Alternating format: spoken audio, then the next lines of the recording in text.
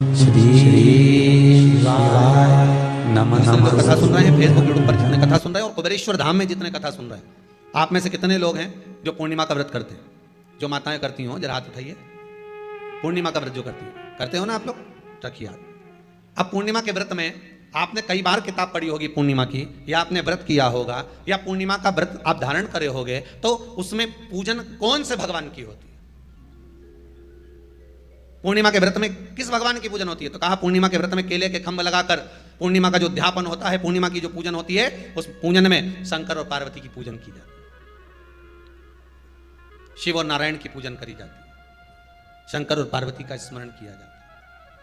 किसकी पूजन होती है? शिव पार्वती।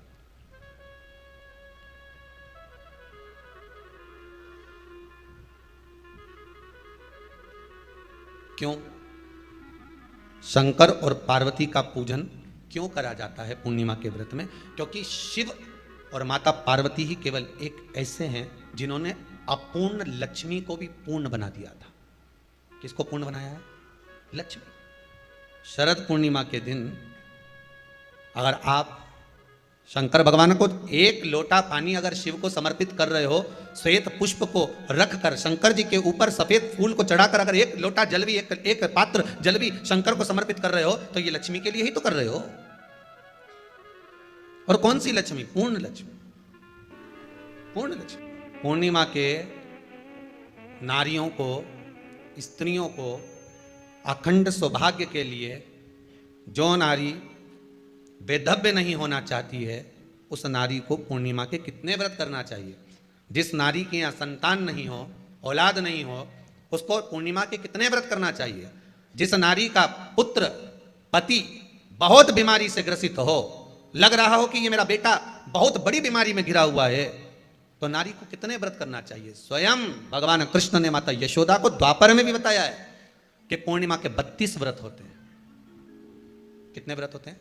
32।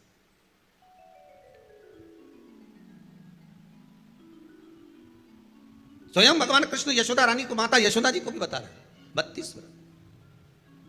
अब आपको किसी ने बता दिया होगा कि 8 कर लो, 7 कर लो, 6 कर लो, 12 कर लो, इसलिए आपने बोला कि 12 कर लीजिए, 32 कर लीजिए। अरे यहां तो द्वापर की कथा भी कहती है। यशोदा जी ने एक बार भगवान कृष्ण को रोक कर कह दिया, ए कन्हैया रुको। कन्हैया बोले, बोलो मां क्या बात है? कन्हैया जरा रुकिए, इधर आओ जरा, भगवान कृष्ण आए। हाँ मां बोलिए। किस जगह का प्रसंग है ये? जिस समय पर राधा रानी कुरुक्षेत्र में नंद बाबा और यशोदा जी को लेकर कुरुक्षेत्र के कुंड में, ब्रह्म सरोवर में स्नान कराने के लिए लेकर जाती है, ग्रहण का समय पर। और जब भगवान कृष्ण उस कुरुक्षेत्र के उस सरोवर में स्नान करने आते हैं, तब यशोदा जी ने अपने लाला से प्रश्न किया है, पूछा है,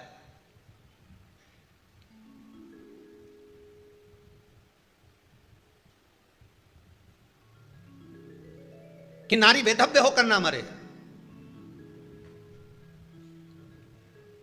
उसका पति कोई रोग से ग्रसित ना हो, उसका पुत्र किसी रोग में ना पड़े। अरे भाई कितना सुंदर संवाद लिखा है, अगर किसी माता का पुत्र मान लो किसी नशे में डूबा हुआ है, ना मरे, उसका पति कोई रोग से ग्रसित ना हो, उसका पुत्र किसी रोग में ना पड़े।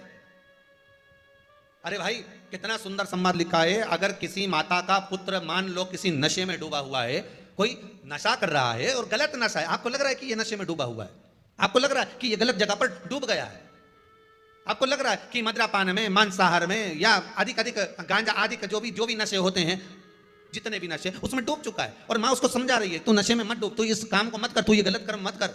माँ उसको समझा कर हार गई। तो मेरा माताओं से निवेदन है, आप उसको समझाना बंद कर दो, एक काम करना प्रारंभ कर दीजिए। हमें जो शिव महापुराण के माध्यम से शास्त्र कह रहा है कि आप 32 पूर्णिमा के व्रत प्रारंभ कर दो। उसमें करना क्या है आपको? केवल जिस दिन व्रत रहे, रात्रि के समय पर कोई भी मीठा, कुछ भी सामग्री आप चंद्र की रोशनी में, चंद्र को अर्घ देने के बाद, पूजन करने के बाद उसको रखो, और वही सामग्री जो नशा कर रहा है उसको पूर्णिमा के दूसरे दिन उसको खिलाओ। आप धीरे धीरे खिलाना चालू करेंगे, जिस नशे में वो डूबा हुआ है उस नशे से वो छूट